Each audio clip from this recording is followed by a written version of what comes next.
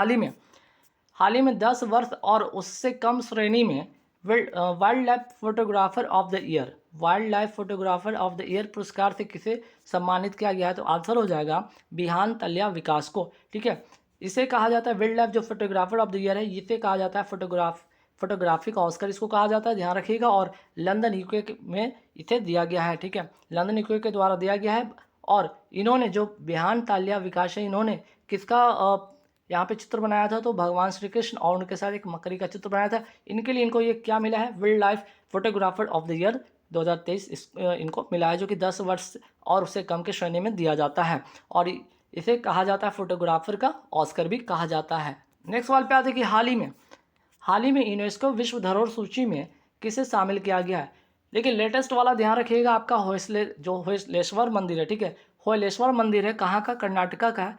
ठीक है, ध्यान रखिएगा, आपका जो है 42वें नंबर का है, ये भी ध्यान रखिएगा 42वें नंबर का है क्या? आपका होयलेश्वर मंदिर कर्नाटक का, जिसे कि विश्व धरोहर सूची में शामिल किया गया हाल ही में। अब यहाँ पे 42वां हो गया, तो आप ध्यान रखिएगा 41वां कौन सा था? 41वां था शांति निकेतन, कहाँ का? पश्चिम बंगाल का।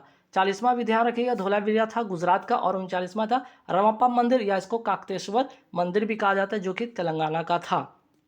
ठीक है, तो कुल मिलाकर 42 अभी वर्तमान में जो है आपके यूनेस्को विश्व धरोहर में शामिल है, जिसमें कि 34 जो है आपके सांस्कृतिक हैं, 7 प्राकृतिक हैं और एक जो मिश्रित है। मिश्रित वाला कौन सा है? आपका कंचनजंगा नेशनल पार्क है, ध्यान रखिएगा, जो कि सिक्किम में है। ठीक, नेक्स्ट सवाल पे आते हैं कि हाल ही में यूनेस्को के सृजनात्मक शहरों की सूची में किसे शामिल किया गया है? तो आंसर हो जाएगा कोझिकोड, और दूसरा है आपका ग्वालियर। कोझिकोड कहाँ है? केरल में। और ग्वालियर है आपका मध्य प्रदेश में। तो कोझिकोड वाला जो मिला है आपको साहित्य के क्षेत्र में मिला है, वही ग्वालियर को अगर मिला है तो यहाँ पे बात करते हैं, यहाँ पे संगीत के क्षेत्र में मिला है। अगर यहाँ पे पूछा जाए कि कितने क्षेत्र में दिया जाता है, 7 क्षेत्रों में दिया जाता है, ये भी ध्यान रखिएगा। सृजनात्मक शहरों की जो सूची है उसमें 7 क्षेत्रों में ये दिया जाता है ये पुरस्कार। चलिए नेक्स्ट सवाल पे आते हैं, यूनेस्को के वर्तमान हेड। अब बात करते हैं कि जो यूनेस्को है इसके जो वर्तमान हेड कौन है? आंद्रे एजोले थे। ठीक है, आंद्रे एजोलो हैं, ये भी ध्यान रखिए। इनके द्वारा ये इसमें शामिल किया गया है किसको? तो आपके कोझिकोड है और ग्वालियर है, इनको सम्मानित किया गया है, ध्यान रखिएगा। नेक्स्ट सवाल पे आते हैं, ग्लोबल टीचर का अवार्ड हाल ही में किसे दिया गया है? तो ध्यान रखिएगा दीप नारायण नायक को ये अवार्ड मिला है। तो आगे का जो देख रहे हैं, दो तीन सवाल था, काफ़ी महत्वपूर्ण था, ध्यान रखिएगा। एक तो ये आपका जो यूनेस्को धरोहर जो सूची है वो वाला ध्यान रखिएगा, और यहाँ पे जो वर्तमान हेड है ये भी ध्यान रखिएगा। नेक्स्ट सवाल पे आते हैं कि नॉर्मन बोरलॉग फील्ड पुरस्कार 2023 किसे दिया गया है? तो ध्यान रखिएगा स्वाति नायक को दिया गया है, उड़ीसा की हैं, ये भी ध्यान रखिएगा। और यहाँ पे ध्यान रखिएगा नॉर्मल बोरलॉग के आगे बढ़ते हैं सवाल पे, तो यहाँ पे ध्यान रखिएगा 23वां Dada Saheb Phalke life time achievement award किसे दिया गया? तो वहीदा रहमान को। तो सवाल ये भी बन सकता है कि पहला किसे मिला था? देविका रानी को मिला था। दोनों सवाल ध्यान रखिएगा। नॉर्मन बोरलॉग फील्ड पुरस्कार 2023 किसे दिया गया? स्वाति नायक को। ठीक है, चलिए नेक्स्ट सवाल पे आते हैं कि राष्ट्रीय ई गवर्नेंस गोल्ड पुरस्कार किसे मिला है? राष्ट्रीय ई गवर्नेंस गोल्ड पुरस्कार जो मिला है स्वामित्व योजना को मिला है। अगर मैं पूछ रहा हूँ यहाँ पे स्वामित्व योजना की शुरुआत कब होती है? 24 अप्रैल 2020 को इसकी शुरुआत होती है। और ये 24 जो अप्रैल था वो कौन सा दिन था? तो पंचायती राज दिवस था, ये भी आपको ध्यान रखना है। ठीक है, नेक्स्ट सवाल पे भारत के किस रेलवे स्टेशन को यूनेस्को एशिया पैसिफिक पुरस्कार मिला है? तो आंसर हो जाएगा भायखला। ठीक है, भायखला जो स्टेशन है कहाँ का? महाराष्ट्र का, इसको ये अवार्ड मिला है। नेक्स्ट सवाल पे आता है कि हाल ही में दुनिया की पहली यात्री फ्लाइंग टैक्सी EH216S को किसने मंजूरी दिया? तो आंसर हो जाएगा चाइना ने दिया है। और इसके पहले हाल ही में किस देश ने मॉडल ए फ्लाइंग कार को मंजूरी दिया था? आंसर हो जाएगा USA अर्थात अमेरिका। तो अमेरिका हो गया, चाइना हो गया, दोनों बातें ध्यान रखिएगा। नेक्स्ट सवाल पे आते कि 3 जॉर्ज डैम किस नदी पर स्थित है? तो ध्यान रखिएगा चाइना में एक नदी है जिसका नाम है यांगसी नदी है, और इसी नदी पर क्या है?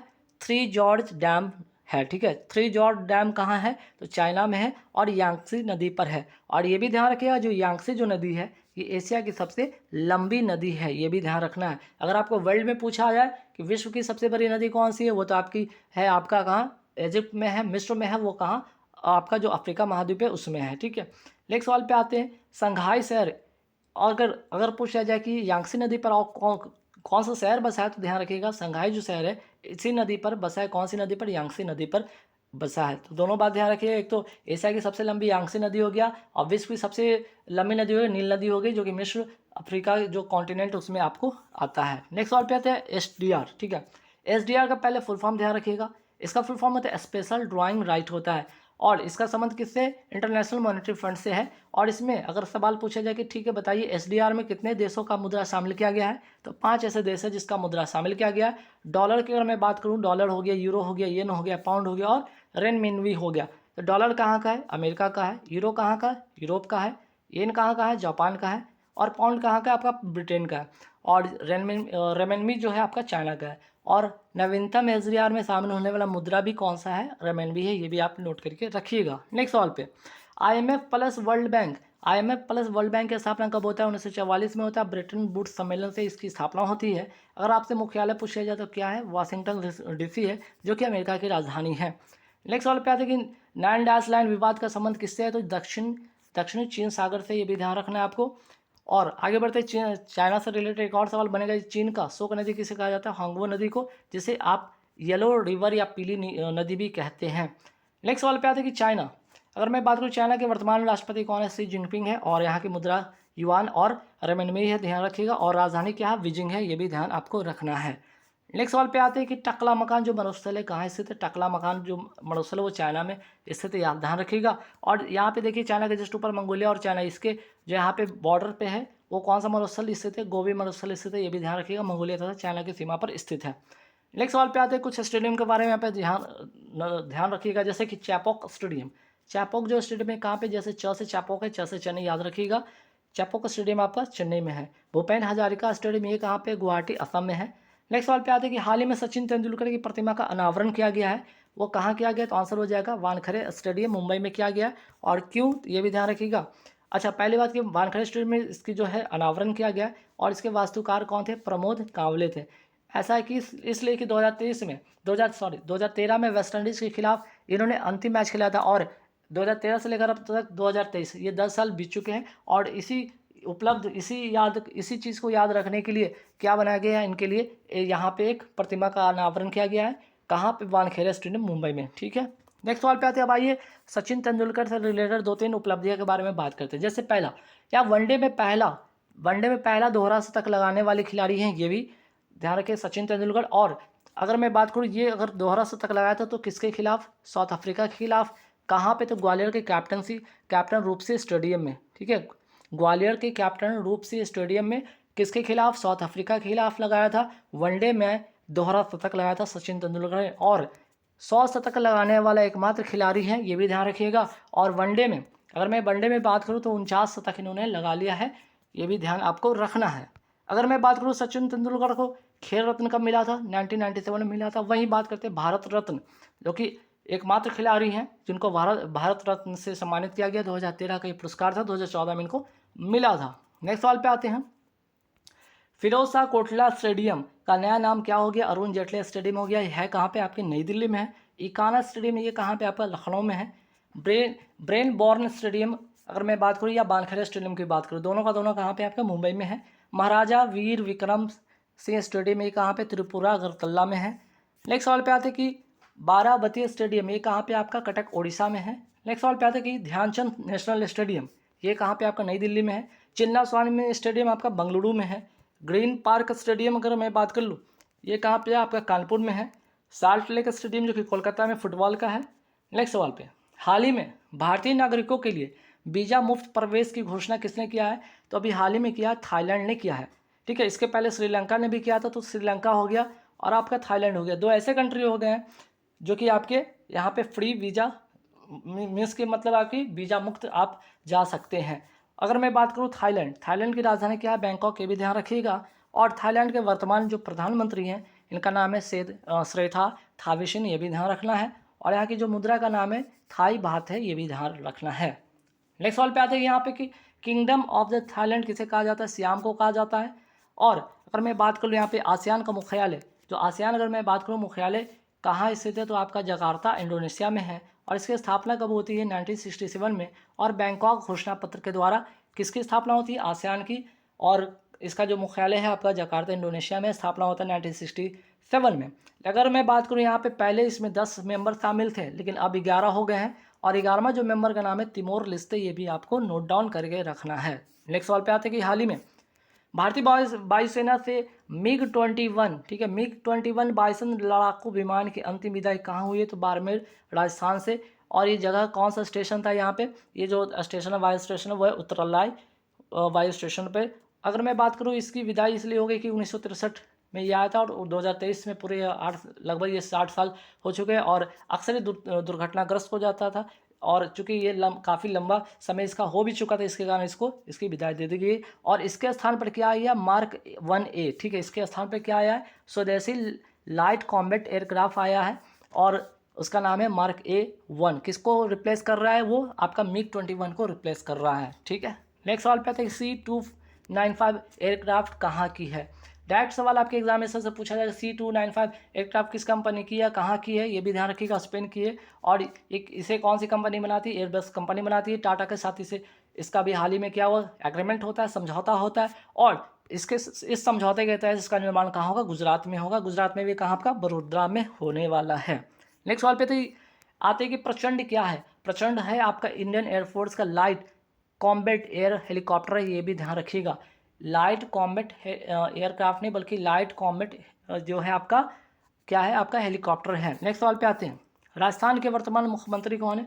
बात हुई राजस्थान के, तो मुख्यमंत्री यहाँ के हैं अभी वर्तमान में अशोक गहलोत।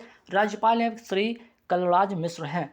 नेक्स्ट सवाल पे आते हैं कि राजस्थान में दो रामसार साइट कौन कौन से? एक तो हो गया सामर जिला आपका हो गया और केवलादेव नेशनल पार्क हो, ये दोनों बातें ध्यान में रखना है।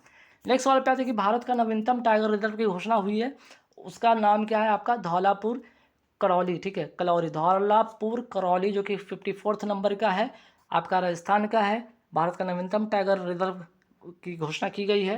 वही बात करते हैं इसके पहले, अगर मैं बात करूँ 53वां कौन था? रानीपुर टाइगर रिजर्व कहाँ का? उत्तर प्रदेश का। और 52वां था रामगढ़ विषधारी, जो कि बूंदी राजस्थान का, ये था टाइगर रिजर्व। नेक्स्ट सवाल पे आते हैं कि वर्तमान में भारत में कुल कितने रामसर साइट है? 75 रामसर साइट है, ये भी आपको ध्यान रखना है। अगर मैं पूछ लूँ कि टाइगर रिजर्व एक्ट कब आया था? 1972 में। वही बात करते हैं वन्य जीव संरक्षण अधिनियम कब का था? 1972 में, ठीक है। तो इसी के बाद ये आता है टाइगर रिजर्व एक्ट भी आता है। नेक्स्ट सवाल पे आते हैं विश्व शाकाहारी दिवस, जिसको कहते हैं वेगन डे। क्या कहते हैं इसको? वेगन डे कहते हैं। कब मनाया जाता है? 1 नवंबर को मनाया जाता है। इसकी शुरुआत होती है 1994 में। और जो वेगन जो वर्ड है ना, ये वेगन वर्ड है किसके द्वारा दिया गया था? लुइस वालिस के द्वारा दिया गया था। ये भी आपको ध्यान में रखना है। मतलब शाकाहारी मतलब आप कोई भी मांसाहारी खाना नहीं खाएंगे, एवं दूध भी नहीं खा रहे, सिर्फ और सिर्फ साग सब्जी से उगने वाले जो भी भोज्य पदार्थ, खाद्य पदार्थ वो खाएंगे। इसी को कहा जाता है शाकाहारी, वेगन कहा जाता है, ध्यान रखिएगा। नेक्स्ट सवाल पे आते हैं, अगर मैं बात करता हूँ यहाँ पे त्रिपुरा, मणिपुर, मेघालय, ये जो 3 राज्य है कब बनते हैं? 21 जनवरी 1972 को बनते हैं। वही बात करते हैं गोवा राज्य कब बनता है? गोवा और आपका अरुणाचल प्रदेश और मिजोरम, ये तीनों का तीनों बनता है 1987 में। नागालैंड राज्य कब बनता है? 1 दिसंबर 1963 को बनता है। वही बात करते हैं हिमाचल प्रदेश कब बनता है? आपका 1971 में बनता है। झारखंड कब बनता है? आपका 2000 में बनता है। और छत्तीसगढ़ 1 नवंबर 2000 में, जो कि एमपी से अलग होकर बनता है। तेलंगाना राज्य की स्थापना होती है 2 जून 2014 को इसकी स्थापना होती है, ध्यान रखिएगा। और वही बात करते हैं पंजाब, हरियाणा, चंडीगढ़ राज्य कब बनता है? 1 नवंबर 1966 को बनता है। चलिए नेक्स्ट सवाल पे आते हैं। हाल ही में दूसरा रोहिणी नैयर पुरस्कार 2023 किसे सम्मानित किया गया? दीनानाथ राजपूत को। मोस्ट इंपॉर्टेंट क्वेश्चन, ध्यान रखिएगा। वही बात करते हैं इसका जो पहला पुरस्कार, ये तो दूसरा पुरस्कार दीनानाथ राजपूत को मिला है हाल ही में। वही बात करते हैं पहला किसको मिला था? सेथ्रिकेम संगतम, ठीक है, संगतम को मिला, जो कि नागालैंड के थे, उनको मिला था। और किसके द्वारा? नंद किशोर सिंह, जो कि 15वें वित्त आयोग के अध्यक्ष, इनके द्वारा ये अवार्ड दिया गया इनको दीनानाथ राजपूत को। नेक्स्ट सवाल पे आते हैं कि पहला KR गौरी अम्मा नेशनल अवार्ड 2022 किसे प्रदान किया गया? एलिडा गुएरा को प्रदान किया गया। वही बात करते हैं नेक्स्ट सवाल पे कि महाराष्ट्र सरकार ने अपना पहला पतंग राव, ठीक है, डॉक्टर पतंग राव कदम पुरस्कार 2023 किसे सम्मानित किया है? आधार पूनावाला। और ये है कौन? सीरम इंस्टीट्यूट पुणे के CEO हैं। और ये वही इंस्टीट्यूट था जब कोरोना के समय आपका कोविडशील्ड जो वैक्सीन बनाकर बहुत सारे लोगों का जान बचाया था कोरोना से, ठीक है। तो ध्यान रखिएगा, कोविडशील्ड का निर्माण किसने कराया था? सीरम इंस्टीट्यूट पुणे की कंपनी ने इसकी निर्माण किया था। नेक्स्ट सवाल पे आते हैं कि मार्कोनी पुरस्कार 2023 किसे मिला है? हरि बालकृष्ण को मिला है। और ये जो मार्कोनी पुरस्कार, इसे कहा जाता है टेलीकॉम का नोबेल पुरस्कार भी कहा जाता है। नेक्स्ट सवाल पे आते हैं केरल का पहला सर्वोच्च नागरिक सम्मान केरल ज्योति किसे मिला? वासुदेव नायर को मिला है। वही बात करते हैं 3 ग्रैमी पुरस्कार जीतने वाले एकमात्र भारतीय संगीतकार कौन है? रिकी केज हैं। और इनके एल्बम का नाम क्या है? डिवाइन टाइड से इनको ये अवार्ड मिला है हाल ही में। मुख्यमंत्री मत्स्य संपदा योजना को किसने मंजूर दिया है? उत्तराखंड ने दिया है। यहाँ के जो सीएम है पुष्कर धामी है, ध्यान रखिएगा। और क्यों? तो जैसे कि आपका हो गया मछली पालन हो गया, पिसिकल्चर जिसे कहते हैं, या ब्लू इकोनॉमी को बढ़ावा देने के लिए ये शुरू किया गया है, जिसमें मछुआरों को जो लोन मिलेगा उसमें 5% जो ब्याज है उस पर सब्सिडी के रूप में मिलेगा, और 5 वर्षों के लिए मिलेगा, जिसमें कि जो ब्याज मिलेगा आपका 30 जो 3% है वो राज्य की तरफ से, और 2% आपके 3% राज्य की तरफ से, और 2% आपके केंद्र की तरफ से ये मिलने वाले हैं। अब मैं यहाँ पे बात करने वाली हूँ पीएम मत्स्य संपदा योजना। पीएम मत्स्य संपदा योजना कब शुरू होता है? 10 सितंबर 2020 को ये शुरू होता है। 5 वर्षों के लिए शुरू होता है, 2020 से 25 तक। ये भी ध्यान आपको रखना है। हाल ही में भी पीएम विश्वकर्मा कौशल सम्मान योजना कब शुरू हुआ है? 17 सितंबर 2023 को ये शुरू होता है, बुनकरों की सहायता के लिए, जिसमें 8% तक सब्सिडी मिलेगा ऋण लेने पर। ठीक है, चलिए नेक्स्ट सवाल पे पीएम श्री योजना कब शुरू होता है? 5 सितंबर 2022 को ये शुरू होता है। और अगर यहाँ पे एस में, अगर यहाँ श्री में एस का अगर फुल फॉर्म पूछा जाए तो होगा एस, मतलब स्कूल होगा। ठीक है, एस का मतलब यहाँ पे स्कूल होगा, स्कूल फॉर राइजिंग इंडिया, इसका फुल फॉर्म होगा पीएम श्री योजना। नेक्स्ट सवाल पे हाल ही में अपशिष्ट जल से सूक्ष्म प्रदूषकों को हटाने के लिए ग्राफीन डॉप्ड संशोधित सिलिका एरोजेल किसने विकसित किया है? तो आंसर हो जाएगा आईआईटी मद्रास और तेल अवीव यूनिवर्सिटी ने, दोनों ने मिलकर। मैं बात करूँ यहाँ पे लेबनान की राजधानी क्या है? बरूत है। गैलीली जो सागर ये कहाँ से? तो इजराइल में है। सीरिया की राजधानी क्या है? दशमिक है। जॉर्डन की राजधानी ओमान है। इसराइल की राजधानी क्या है? जेरूसलम है। इसलिए जी इसराइल पे ध्यान रखिए, क्योंकि अभी ये काफ़ी चर्चा में, क्योंकि आपका अभी जो है इसराइल और हमास जो लड़ाई हो रही है उसमें ये काफ़ी इंपॉर्टेंट क्वेश्चन बन सकता है यहाँ से। नेक्स्ट सवाल पे आते कि भूमध्य सागरीय क्षेत्र अगर मैं बात करूँ, ये अपने समृद्ध खट्टे फल या रसदार फलों के उत्पादन के लिए जाना जाता है। कौन सा क्षेत्र है आपका? भूमध्य सागरीय जो क्षेत्र है। ठीक है, नेक्स्ट सवाल पे आता है दुनिया के सबसे ऊंचे युद्ध क्षेत्र जो आपका सियाचिन है, सियाचिन में तैनात होने वाली पहली महिला अधिकारी कौन बनी? कैप्टन शिवा चौहान, राजस्थान की है, ध्यान रखिएगा। भारतीय सेना की फायर एंड फ्यूरी कोर्स से संबंध इनका, और कुमार पोस्ट पर ये तैनात है। और ये जो सियाचिन, अगर मैं बात करूँ, सियाचिन जो क्षेत्र है युद्ध है, ये इसकी जो ऊंचाई है 15,632 फीट पर ऊंची पर ये युद्ध क्षेत्र है, ये भी ध्यान आपको रखना है। नेक्स्ट सवाल पे आते हैं कि 14th यूरो इंडिया 2023 कहाँ आरंभ हुआ? तो ये आपका बेंगलुरु में हुआ, बेंगलुरु के वायु स्टेशन येलहंका में। ठीक है, ये एशिया का सबसे बड़ा एयर शो है, ये भी ध्यान रखिएगा। तो चौथा जो है आपका 14वां जो है यूरो इंडिया 2023 कहाँ हुआ? बेंगलुरु में हुआ है। नेक्स्ट सवाल पे आते हैं विश्व प्रतिभा रैंकिंग 2023 में भारत का स्थान कौन सा है? 56वां रैंक पे है। और वही बात करते हैं स्विट्जरलैंड इसमें पहले स्थान पर है। नेक्स्ट सवाल पे आते हैं कि विश्व मानवाधिकार दिवस कब मनाया जाता है? 10 दिसंबर को मनाया जाता है। नेक्स्ट सवाल पे आते हैं कि सितंबर 2023 में राष्ट्रपति द्वारा शुरू किए गए आयुष्मान भव अभियान का मुख्य उद्देश्य क्या? सभी के लिए स्वास्थ्य देखभाल सुनिश्चित करना। नेक्स्ट सवाल पे आते हैं कि हाल ही में जयंत महापात्रा का निधन होता है अगस्त 2023 में, तो इनको किस पुरस्कार से सम्मानित किया गया था? तो ध्यान रखिए साहित्य अकादमी पुरस्कार उन्हें 1981 में इनको मिला था, और अंग्रेजी के कवि थे, ये भी ध्यान रखिएगा। तो एक साहित्य के कवि थे, अंग्रेजी साहित्य के कवि थे, कौन? तो जयंत महापात्रा थे। अब आइए कुछ इंपॉर्टेंट जो है नाम ध्यान रखते हैं जो कि नए एम्बेसडर बने हैं, जैसे कि एसबीआई के जो आपके हैं, और लेज के, ये दोनों के जो है आपके ब्रांड एम्बेसडर कौन बने? महेंद्र सिंह धोनी बने, ये भी ध्यान रखना है। बीपीसीएल, ठीक है, बीपीसीएल प्योर फॉर श्योर पहल की जो है, इसके ब्रांड एम्बेसडर किसे बनाया गया है? आपके राहुल द्रविड़ को बनाया गया है। प्यूमा इंडिया के जो ब्रांड एम्बेसडर बने मोहम्मद सामी बने हैं। पेप्सिको के बने हैं Ranveer Singh. ICC world cup 2023 के जो ब्रांड एम्बेसडर बने हैं वो है शाहरुख खान। वही बात करते हैं आईसीसी वर्ल्ड कप के वैश्विक राजदूत कौन बने थे? सचिन तेंदुलकर। यूनिल्को, ठीक है, यूनिक्लो जो कि जापान की कंपनी है, याद रखिए जापान की कंपनी, इसकी जो ब्रांड एम्बेसडर कौन बनी है? कैटरीना कैफ। गुच्ची के कौन बने हैं? आलिया भट्ट। बंधन बैंक के कौन बने हैं ब्रांड एम्बेसडर? सौरभ गांगुली। जियो, अगर जियो सिनेमा की मैं बात करूँ, जियो सिनेमा के ब्रांड एम्बेसडर बने हैं रोहित शर्मा। नेक्स्ट सवाल पे आते हैं सड़क जागरूकता साक्षरता अभियान के ब्रांड एम्बेसडर बने अक्षय कुमार। वही बात करते हैं एशिया हॉकी महासंघ एथलेटिक्स के एम्बेसडर बने हैं सलीम टेटे जो कि हॉकी के खिलाड़ी हैं। यूनिसेफ इंडिया के जो ब्रांड एम्बेसडर बने आयुष्मान खुराना। वही बात करते हैं सी चेंजेस क्लाइमेट के जो वर्तमान जो ब्रांड एम्बेसडर बने वो श्रेया घोटावत। नेक्स्ट सवाल पे आते हैं कि राष्ट्रीय खनिज विकास निगम की ब्रांड एम्बेसडर बनी है निकासा जरीन जो कि बॉक्सिंग खिलाड़ी हैं। कॉफ़ी सम्मेलन 2023 के जो है आपके ब्रांड एम्बेसडर कौन बने थे? रोहन बपन्ना बने थे। वही बात करते हैं बिहार स्टेट आइकन की जो ब्रांड एम्बेसडर बनी है मैथिली ठाकुर बनी है।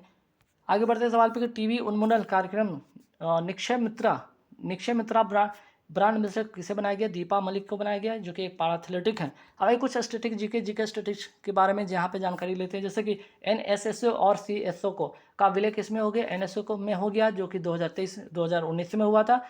और ये कौन से मंत्रालय के अधीन में आता है? तो ध्यान रखिएगा, मॉस्पी अर्थात ministry of static and programme implementation, जो आपका मंत्रालय है उसी के अधीन आता है एनएसओ। जो पहले एनएसएसओ और सीएसओ था, उन दोनों का एक ही में विलय कर दिया गया, ध्यान रखिएगा।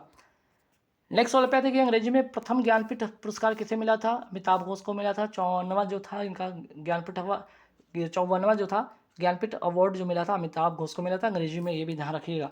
फोलिक एसिड या फोलिक अम्ल किस विटामिन के रूप में मिलता है? याद रखिए विटामिन B9 के रूप में मिलता है। अब आइए आर्टिकल के बारे में बात करते हैं, जैसे अनुच्छेद आर्टिकल 350 क्या है? मातृभाषा में शिक्षा देना। और आर्टिकल 351 क्या? हिंदी का विकास है। वही बात करते हैं आर्टिकल 343 है संघ की राजभाषा। तीनों बात ध्यान रखिएगा। आर्टिकल 350 है, आर्टिकल 351 और आर्टिकल 343। नेक्स्ट वाला पे कौन सा विटामिन हार्मोन का काम करता है? आंसर हो जाएगा विटामिन डी।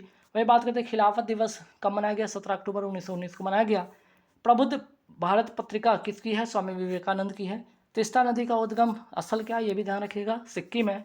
वही बात करते हैं बादशाहनामा की रचना किसने किया था? अब्दुल हामिद लाहौरी ने किया था। और आज का महत्वपूर्ण और लास्ट सवाल है, किस समिति ने मौलिक कर्तव्यों का पालन न करने पर जुर्माना या सजा प्रस्ताव रखा था? सरदार सोंड समिति, एक तो ये हो गया। और इसी समिति ने 42वां संविधान संशोधन 1976 के तहत अनुच्छेद जो है आर्टिकल आपका 51 है 1A, जिसमें कि 10 मौलिक कर्तव्य को शामिल किया गया था, भाग 4A में है।